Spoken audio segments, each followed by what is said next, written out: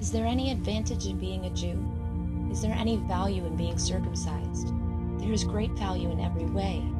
First of all, the Jews have been given the very words of God. What if some Jews were not faithful? Will the fact that they weren't faithful keep God from being faithful? Not at all. God is true, even if every human being is a liar. It is written, "You are right when you sentence me. You are fair when you judge me." Doesn't the fact that we are wrong prove more clearly that God is right? Then what can we say? Can we say that God is not fair when he brings his anger down on us? As you can tell, I am just using human ways of thinking. God is certainly fair. If he weren't, how could he judge the world?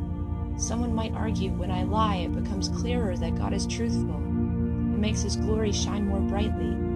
Why then does he find me guilty of sin? Why not say, let's do evil things so that good things will happen? Some people actually lie by reporting that this is what we say.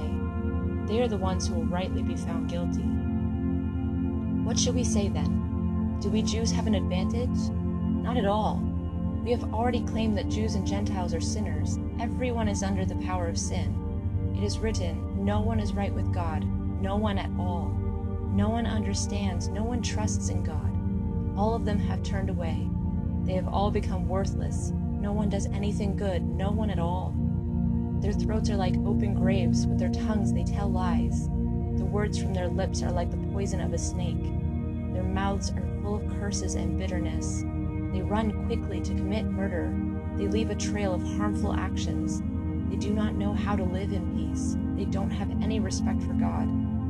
What the law says, it says to those who are ruled by the law. Its purpose is to shut every mouth and make the whole world accountable to God. So no one will be considered right with God by obeying the law. Instead, the law makes us more aware of our sin. But now God has shown us his saving power without the help of the law. But the law and the prophets tell us about this. We are made right with God by putting our faith in Jesus Christ. This happens to all who believe. It is no different for the Jews than for the Gentiles. Everyone has sinned. No one measures up to God's glory. The free gift of God's grace makes us right with him. Christ Jesus paid the price to set us free. God gave Christ as a sacrifice to pay for sins through the spilling of his blood. So God forgives the sins of those who have faith. God did all this to prove that he does what is right. He is a God of mercy. So he did not punish for their sins the people who lived before Jesus lived. God did all this to prove in our own time that he does what is right.